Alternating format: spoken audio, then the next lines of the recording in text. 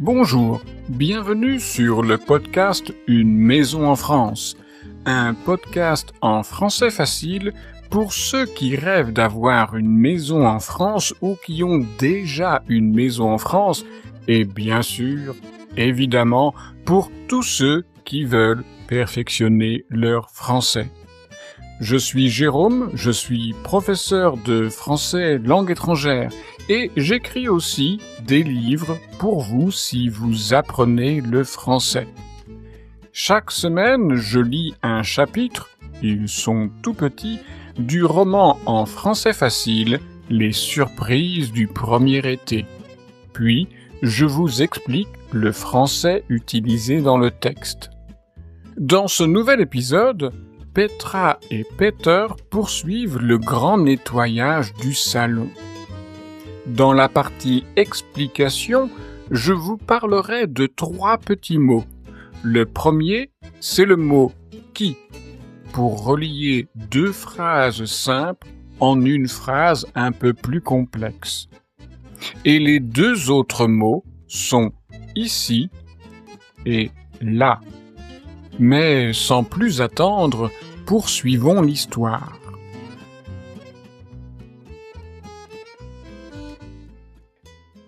Petra, elle, imagine comment elle veut organiser le salon. Un grand canapé tout neuf et 2 vieux fauteuils. Un tapis et une table basse au milieu. Une bibliothèque ici et un petit buffet là. Mais vont-ils faire tous ces achats avec les souris? Ils ne préfèrent pas répondre à cette question. D'abord, il faut nettoyer la pièce, le sol, les murs et le plafond. Il faut aussi nettoyer l'escalier qui monte aux chambres. Avec un balai, Peter retire les toiles d'araignée. Ensuite, on passe le balai sur le sol. Petra prépare des seaux avec de l'eau chaude et du savon. Et c'est parti pour le grand nettoyage du salon. À la fin de la journée, la pièce est toute propre. Petra et Peter sont fatigués, mais contents. Peter n'oublie pas de placer les pièges pour attraper les souris. Petra place les produits répulsifs ici et là. Et ils vont se coucher.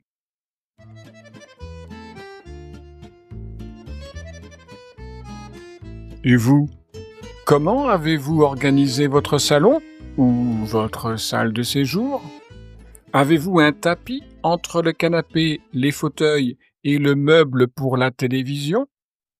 Avez-vous 1 ou 2 canapés? Un seul ou plusieurs fauteuils? Ou aucun fauteuil? Un très bon exercice pour pratiquer le français chez vous, c'est d'aller tout de suite dans votre salon ou votre salle de séjour et de nommer les meubles, de dire à voix haute le nom de tous les éléments qui constituent cette pièce. En français, évidemment.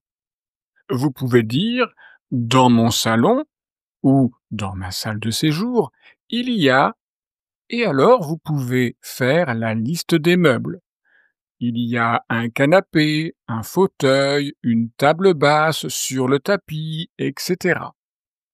C'est un très bon exercice pratique. Et s'il y a un mot que vous ne connaissez pas, cherchez ce mot alors dans un dictionnaire et apprenez-le. Maintenant, écoutez cette phrase du texte. Il faut aussi nettoyer l'escalier qui monte aux chambres. C'est une phrase complexe. Non pas que cette phrase est compliquée à comprendre, mais c'est en fait une phrase constituée de 2 phrases simples. Et voici les 2 phrases simples. Il faut aussi nettoyer l'escalier. L'escalier monte aux chambres. Mais pour ne pas avoir à répéter le mot escalier, ou plutôt pour spécifier de quel escalier il s'agit, on ajoute une information supplémentaire. Ce n'est pas l'escalier qui va au grenier, c'est l'escalier qui permet d'aller aux chambres.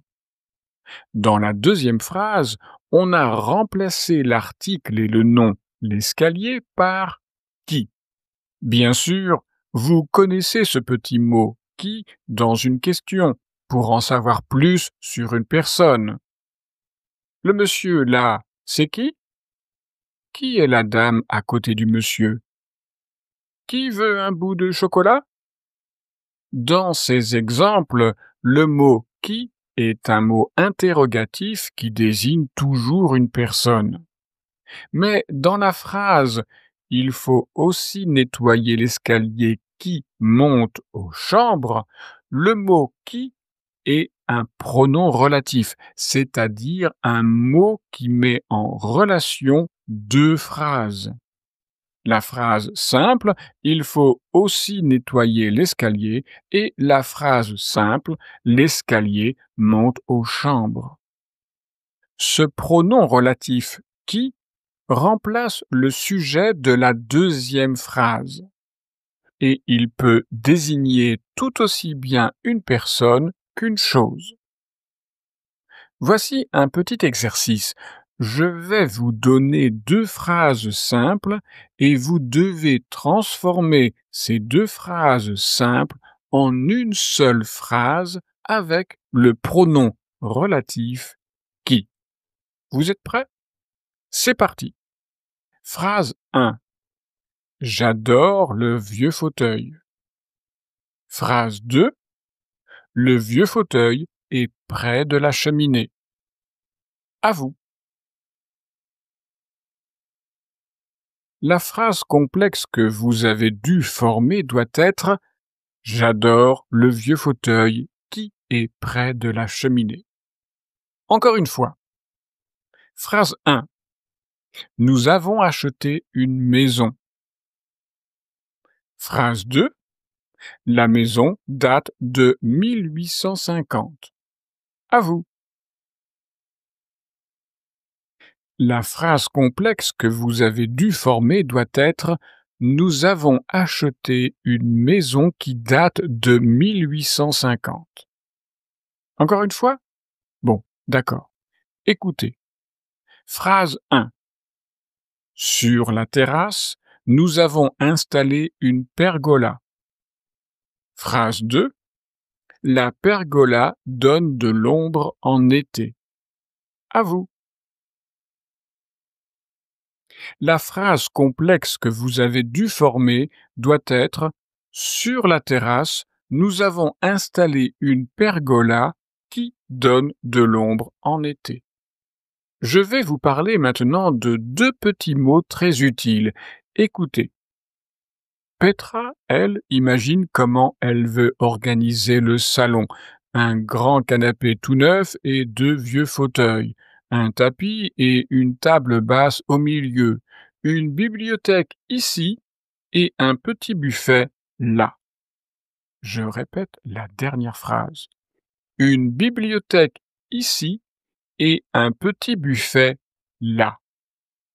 Vous l'aurez compris, je vais parler des petits mots ici et là.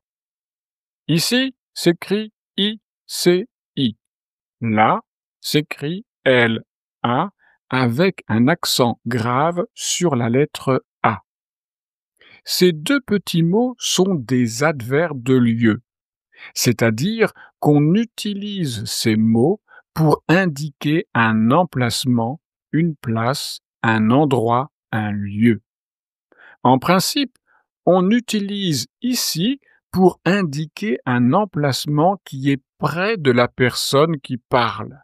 Par exemple, « Où es-tu? » »« Je suis ici, dans la cuisine. » On utilise là pour indiquer un emplacement un peu plus loin de la personne qui parle, mais qui est encore visible par cette personne.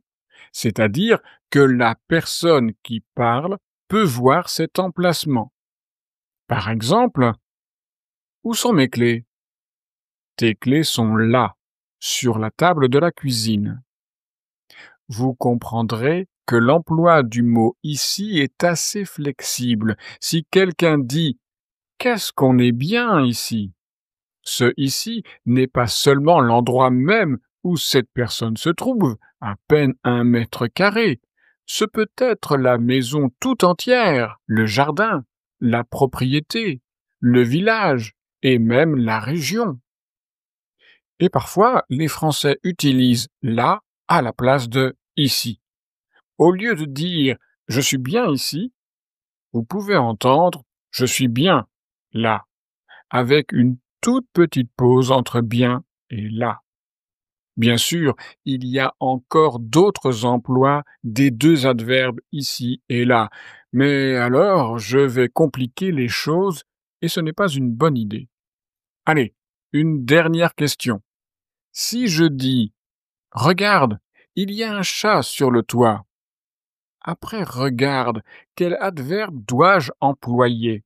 Ici ou là? Oui, il vaut mieux utiliser là. Regarde là, il y a un chat sur le toit.